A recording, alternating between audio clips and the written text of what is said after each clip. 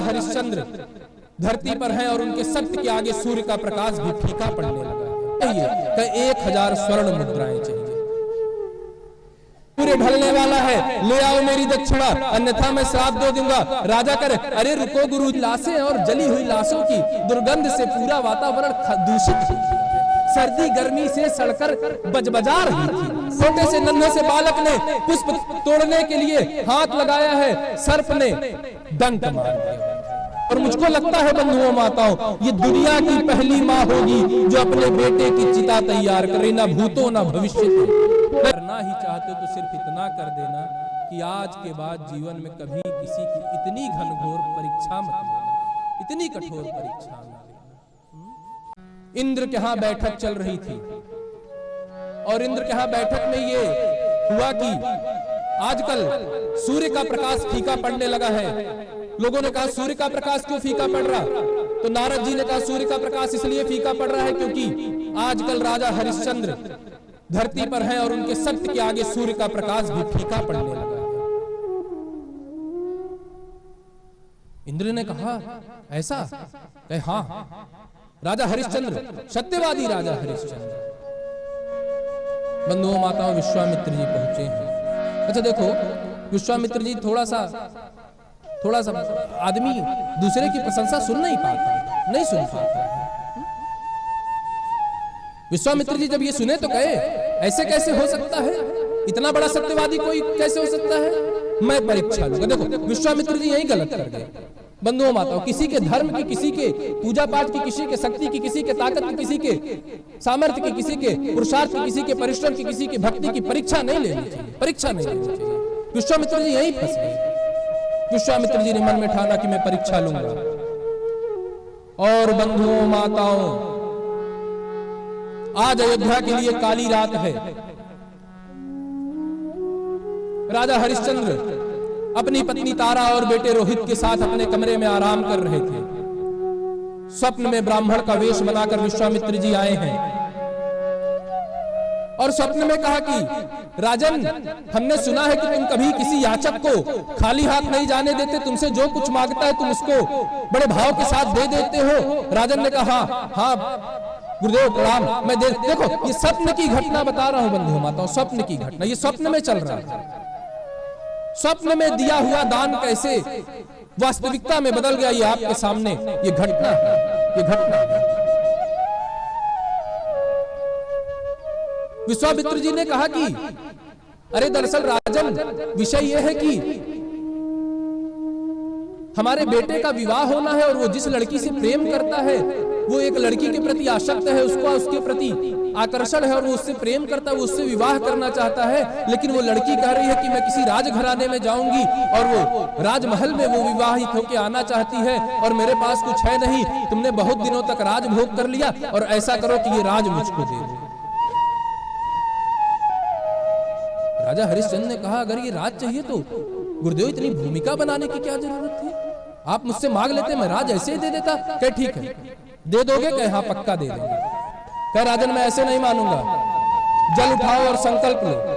बंधुओं माताओं, स्वप्न में ही विश्वामित्र जी ब्राह्मण के वेश में राजा हरिश्चंद्र को जल का संकल्प दिला दिए और जल का संकल्प ले लिया। अगले दिन सुबह राजा सोकर उठे। पत्नी तारा ने कहा अरे राजन, आज आपका मुख मलिन क्यों है? आज वो चेहरे की लालिमा ये हल्की क्यों हो गई है? राजा कहे रुकी रहो, रुकी रहो, अभी तुम घटना देखो आगे आगे होता क्या है। बंधुओं माताओं, आज उस चेहरे की लालिमा, उस चेहरे का आकर्षण, उस चेहरे का ओज आज कुछ कम हो चुका था। राजा अपने दरबार में पहुंचे हैं, अपने सिंहासन पर बैठे हैं, मुकुट लगा हुआ है, सेवक सेविकाएं लगे हुए हैं, मंत्री बैठे हुए हैं, लोग बैठे हुए हैं, प्रजा बैठी हुई है। इतने में विश्वामित्र जी पहुंच गए। राजा देखे, राजा ने प्रणाम किया। अरे गुरुजी आ गए, सादर प्रणाम। कहा प्रणाम राजन, स्वप्न याद है? कहे हाँ याद है। कहे याद है? कहे हाँ याद है। तो फिर जाओ, छोड़ो राज्य, राज्य हमारा है। फिर ठीक, आदेश करिए, जा रहा हूं। क्या तुरंत यहां से निकलो। बंधुओं माताओं, राजा हरिश्चंद्र अपनी पत्नी तारा और अपनी बेटी, अपने बेटे रोहित को लेकर जाने लगे। और जब जाने लगे तो ब्राह्मण ने कहा कि सुनो, ऐसा है, बिना दक्षिणा के कोई संकल्प पूरा नहीं होता। इसीलिए बंधुओं माताओं, जब कोई यज्ञ होता है, कोई अनुष्ठान होता है, कोई कथा होती है, कोई प्रवचन होता है, तो उसमें दक्षिणा देना आवश्यक होता है। दक्षिणा देना आवश्यक होता है। ब्राह्मण ने कहा बिना दक्षिणा के संकल्प पूरा नहीं होगा। राजा ने कहा बताओ, मेरे पास तो कुछ बचा नहीं है, कुछ है नहीं, लेकिन बताओ क्या चाहिए। कहा 1000 स्वर्ण मुद्राएं चाहिए। राजा हरिश्चंद्र ने कहा बाबा मैं 1000 स्वर्ण मुद्रा, अच्छा ठीक है, मैं आपको दे दूंगा, आप परेशान ना होइए, मैं दे दूंगा, निश्चित दे दूंगा, बस मुझको कुछ दिन का समय दे दो, 1 महीने 15 दिन का समय दे दो। विश्वामित्र जी ने कहा ठीक, 15 दिन का समय दिया, जाओ। और बंधुओं माताओं, राजा हरिश्चंद्र अपनी पत्नी तारा, बेटे रोहित के साथ निकल गए हैं। आज अयोध्या, मानो पूरी अयोध्या सुनसान हो चुकी है, प्रजा रो रही है। अरे ये देखो, ये कौन सा ब्राह्मण आ गया है, ये ठग ले गया, हमारे राजा को ठग लिया, ऐसे कैसे होता है। अरे स्वप्न में दान किया था, मेरे राजा इतने सीधे हैं, इतने भोले हैं, वो याचक हैं, वो दयावान हैं, वो करुणा निधान है। अरे ये क्या कर दिया, ये क्या कर दिया, मेरे राजा को ठग लिया, मेरे राजा को ठग लिया। और बंधुओं माताओं, राजा हरिश्चंद्र पत्नी तारा को लेकर एक एक घर, एक एक दरवाजे पर जाके बोल रहे हैं कि मुझको कोई काम दे दो, मुझको कोई काम दे दो, मुझको कुछ स्वर्ण मुद्राओं की आवश्यकता है, मुझे 1000 स्वर्ण मुद्राओं की आवश्यकता है, और वो मैं जाके दे दूंगा तो मेरा संकल्प पूरा हो जाएगा। बाबा ने दक्षिणा मांगी। देखो परीक्षा किस घड़ी तक जाती है, ये देखिए इस घटना से सीखिए। हम जल्दी थक जाते हैं भगवान की परीक्षा से। देखते जाके कहा कि मुझे काम देने को नहीं तैयार है। तभी एक साधु आए, उन्होंने कहा सुनो ऐसा है राजन, तुम्हें कोई काम नहीं देगा। कहे क्यों नहीं देगा? कहे क्योंकि तुम राजा हो, और इस क्षेत्र में जब तुम काम करने जाओगे तो कोई तुमको काम नहीं देगा, क्योंकि तुमको कोई काम सौंप नहीं पाएगा। तो क्या करें? कहे ऐसा तुम चले जाओ काशी, और काशी में मनुष्य की क्रय विक्रय होता है, वहां पर आदमी बेचे और खरीदे जाते हैं, तुम वहां चले जाना, ये अमुक चौराहे पर चले जाना और वहां पर जाकर बैठ जाना, और वहां पर व्यक्ति आते वो खरीदते हैं। बंधुओं माताओं, राजा हरिश्चंद्र अपनी पत्नी तारा और बेटे को लेकर काशी के उस चौराहे पर जाकर बैठे। और देखो क्या काल की लीला है। आज राजा हर्षवर्धन बैठे हुए, पत्नी तारा बैठी हुई है, और ये छोटा सा बच्चा भी उसी पंक्ति में बैठा हुआ है कि काश कोई मुझको भी खरीद लेगा तो मैं अपने बेटे, अपने पिता के कर्ज से उनको मुक्त कर दूंगा, पिता के कर्ज से मुक्त कर दूंगा। बंधुओं माताओं, आज 15वां दिन आ गया, दोपहर हो गया, शाम हो गई, सूर्य धीरे धीरे ढलने लगा।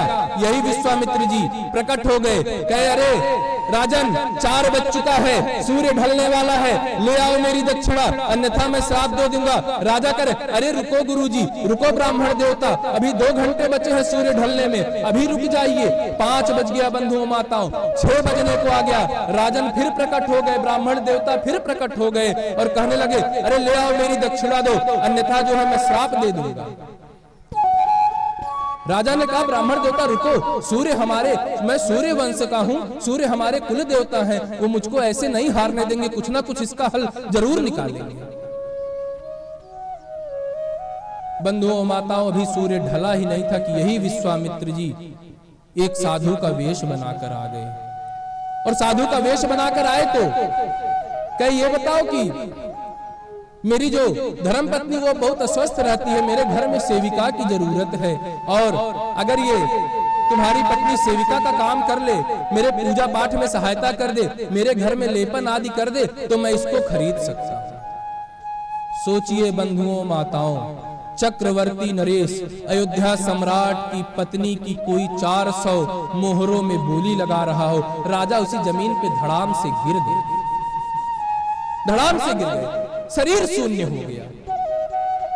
लेकिन पत्नी धर्म पत्नी होती, इसलिए पति धर्म पति नहीं होता है। धर्म का पालन सदैव पत्नियां करती हैं। बंधुओं माताओं, कहने लगी अरे राजा परेशान ना हो, अरे राजन परेशान ना हो, आपके ऊपर संकट है, आपके ऊपर ये जो दूधा आई है ये आपके ऊपर नहीं पूरे अवध के ऊपर ये संकट है। मैं आपकी पत्नी हूँ, मैं आपकी धर्म पत्नी हूँ, ये मेरी जिम्मेदारी है कि आपको मैं संकट से बाहर निकालूं। बंधुओं माताओं, इसीलिए पत्नियां संकट से बाहर निकालती हैं पति को। जब बहुत समझाया राजन को, राजन ने तो अपना होश खो दिया था। 400 स्वर्ण मोहरे लेकर पत्नी जाने लगती है। छोटा बेटा रोहित पछाड़ खा के गिर जाता है, रोने लगता है, माँ का पल्लू पकड़ के दौड़ने लगता है, अरे मेरी माँ को मत ले जाओ, अरे मेरी माँ को मत ले जाओ, मैं अपने माँ के बिना नहीं रख सकता, मुझे भी ले चलो, मुझे भी ले चलो। रानी ने ब्राह्मण देवता के पैर पकड़ लिए। ब्राह्मण देवता ऐसा है, मैं भी अपने बिना बच्चे के रह नहीं पाऊंगी, और जो है ये भी बिना माँ के नहीं रह पाएगा, भी बहुत छोटा है, ऐसा करो कि इसको भी ले लो, और कुछ ये भी बहुत होनहार बच्चा है, कुछ आपकी सहायता कर दिया करेगा, कुछ फूल तोड़ ले आएगा, कुछ आपके हवन कुंड की लकड़ियां सजा दिया करेगा, कुछ घर में काम में हाथ बटा लेगा, ऐसा करो इसको भी राजन लिए चलो। ब्राह्मण देवता ने कहा अच्छा ठीक है, 200 मोहरे मैं इसका भी देता हूँ। बंधुओं माताओं, 1000 मोहरों की जरूरत थी, 600 मोहरे इकट्ठा हो गई, और पत्नी तारा और बच्चे को लेकर विश्वामित्र जी साधु के वेश में घर चले गए। और यहाँ सूर्य एकदम ढलने को आ गया, तभी विश्वामित्र जी पुनः वेश बदल के एक चांडाल का वेश बनाकर सामने आ गए।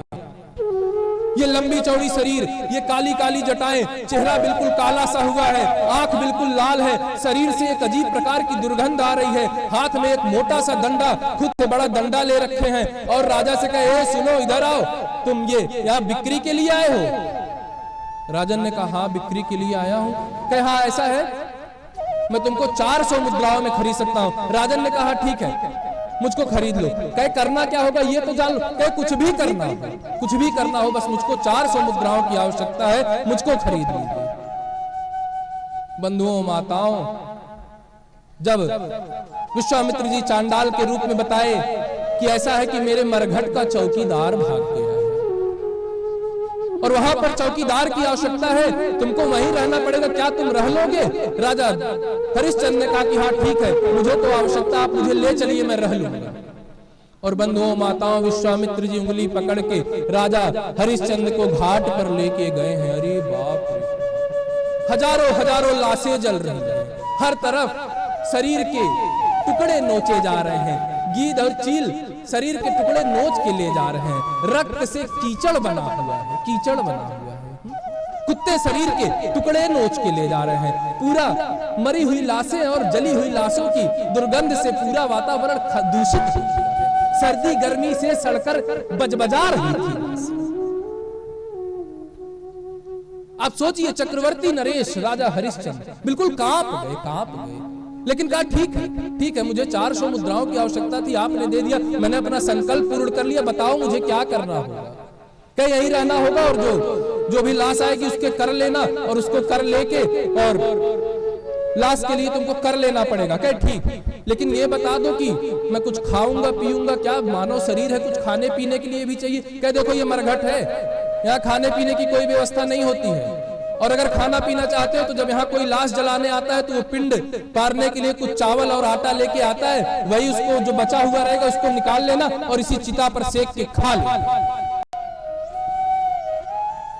बंधुओं माताओं, राजा वहीं रहने लगे मरघट पे, और यहीं पर काल ने अपना दोबारा से रूप बदल दिया काल ने। आज के दिन विश्वामित्र जी साधु के वेश में है, सुबह उठे और रानी से कहे कि मुझे आज एक विशेष अनुष्ठान करना है रानी, ऐसा करो पूजन की तैयारी करो, ये गोबर से ये पूरा प्रांगण लीपो, हवन कुंड की तैयारियां करो और चौका सजाओ और मुझको आज पूजन करना है। रानी ने कहा ठीक है, मैं दासी हूं, मेरा काम है ये। वो रानी शुरू कर दी, और छोटे बेटे रोहित को बुलाए, यहाँ और जाओ जरा जाकर बगीचे से कुछ फूल तोड़ कर ले आओ।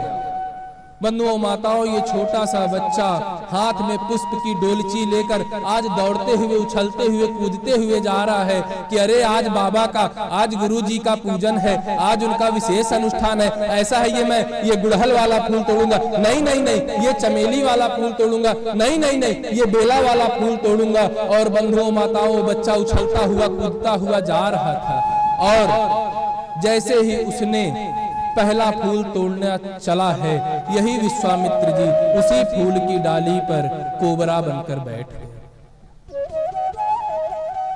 और जैसे ही उस छोटे से नन्हे से बालक ने पुष्प तोड़ने के लिए हाथ लगाया है, सर्प ने डंक मार दिया, सर्प ने डंक मार दिया। और जैसे सर्प ने डंक मारा, वो बच्चा बिल्कुल हैरान, रोने लगा, अरे कोई बचाओ, अरे कोई बचाओ, इस बगीचे में मुझको कोई बचा लो, इस जंगल में कोई मुझे बचा लो, मुझे सांप ने काट लिया। बंधुओं माताओं, शरीर नीला पड़ने लगा, कंठ अवरुद्ध होने लगे। अरे कोई मेरी माँ को बुला दो, अरे कोई जाके मेरी माँ को बता दो कि उसके बेटे को सांप काट लिया। ये कहते कहते बंधुओं माताओं, रोहित उसी जमीन पे धड़ाम से गिर गया, उसके प्राण पखेरु उड़ गए। और यहाँ बगीचे में किसी ने देखा, वो जाके बताया, अरे भाई वो किसका बच्चा पुष्प चयन के लिए गया था, देख लो उसको सांप काट लिया, अरे वो गिर गया है, वो मर गया है, कोई जाओ कोई जाओ। बंधुओं माताओं, रानी ने जैसे ये देखा बिल्कुल कांप गई, भागने लगी। जैसे ही घर के दहलीज को पार करने चली, विश्वामित्र जी ने रोक लिया, रुको, कहाँ जा रही है? इसने कहा, अरे ब्राह्मण देवता, मेरे बेटे को सांप काट, नहीं नहीं, तुम दरवाजे की दहलीज नहीं पार करोगी, मेरा अनुष्ठान भंग हो जाएगा। इसने कहा, अरे ब्राह्मण देवता, हमने सुना है कि ब्राह्मण बहुत करुणामयी होते हैं, बहुत दयावान होते हैं, बहुत क्षमावान होते हैं। यद्यपि मैं आपके घर की दासी हूँ, लेकिन मुझे माफ कर दो, मेरे बेटे को सांप ने काट लिया है, मुझको जाने दो, मुझको जाने दो। लेकिन विश्वामित्र जी ने कहा, जब तक मेरे यज्ञ का संकल्प पूरा नहीं होगा, तुम नहीं जा सकते, तुम नहीं जा सकते। बंधुओं माताओं, अब ये जब गोबर से जमीन लीप रही है, अब पानी भी डालने की जरूरत नहीं पड़ रही है। आंसुओं से गोबर आज गीले हो रहे हैं, आज आंसुओं से यज्ञशाला सज रही है, आज आंसुओं की बूंद से यज्ञशाला को सजाया जा रहा है। और जैसे ही यज्ञशाला निर्मित हुआ है, हवन की तैयारी हुई है, ये बेचारी जैसे नई नई गाय को बछिया हुई है और आप गाय को ले जाके थोड़ा दूर बांध दीजिए, वो दिन भर अपने बछिया की तरफ मुंह करके रंभाती रहती है कि कब उसको छोड़ा जाए, कब उसको छोड़ा जाए। और जैसे ही छोड़ा जाता है, वो बछिया और गाय दोनों आपस में जाके मिल जाते हैं। वैसे ही जैसे राजा पंडित ने कहा, विश्वामित्र जी ने कहा कि जाओ तुम अपने बच्चे के पास जा सकती हो, ये दौड़ते दौड़ते चली गई, उस पुष्प वाटिका में चिल्ला रही, अरे मेरा रोहित, अरे मेरा बेटा, अरे मेरा लल्ला, कहाँ हो, कहाँ हो, अरे कहीं से बोल दो। और जैसे ही बेटे को देखा है, पूरा शरीर नीला पड़ चुका है, जमीन पर गिरी हुई है, गोद में लेकर विलाप कर रही है, रो रही है। बंधु माताओं, रो रही है। और जब बहुत रोया है और कुछ नहीं हुआ, तो वो बिल्कुल परेशान होके अपने साड़ी का पल्लू फाड़ा है, उससे बच्चे का मुंह ढका है, चिता तैयार की। और मुझको लगता है बंधुओं माताओं, ये दुनिया की पहली माँ होगी जो अपने बेटे की चिता तैयार कर रही, ना भूतों ना भविष्य में, नहीं कभी भूत में हुआ ना भविष्य में होगा, ये पहली माँ है, पहली। रोते रोते बेटे की चिता तैयार, और चिता तैयार किया है, चिता तैयार करके मरघट पे लेकर आई है, मरघट पे लेके आई है। और जैसे ही मरघट का चौकीदार राजा हरिश्चंद्र आए, हाँ भाई, इसके रोने की आवाज सुनी राजा हरिश्चंद्र ने, राजा समझ गए कोई और नई लाश आ गई है, चलो इससे कर लेता हूँ। राजा भागे भागे, हाँ भाई चलो कर दो, क्या होगा, बहन रो गाओ नहीं, यार रोने गाने से कुछ नहीं होता है, ऐसा है इसका कर दो और तभी ये लाश जल पाएगा, ये दुनिया का खेल है, जो आता है उसको जाना पड़ता है। अरे वो कहने लगी, अरे भैया थोड़ा तो मेरे ऊपर दया कर दो, थोड़ा तो दया कर दो, मेरे पास कुछ नहीं है, कुछ नहीं है। अच्छा देखो, दोनों एक दूसरे को पहचान नहीं रहे, एक दूसरे को पहचान नहीं रहे। रोहित का शरीर नीला पड़ चुका है, में आ चुके हैं, शरीर पर जटाएं उग चुकी हैं, बालों पे एकदम लट हो चुकी, शरीर काला हो चुका है, बिल्कुल बिल्कुल पहचान नहीं। और जब कई बार कर मांगा तो तारा रोते रोते कहने लगी, अरे राजन कहाँ चले गए तुम, कहाँ चले गए? हाँ?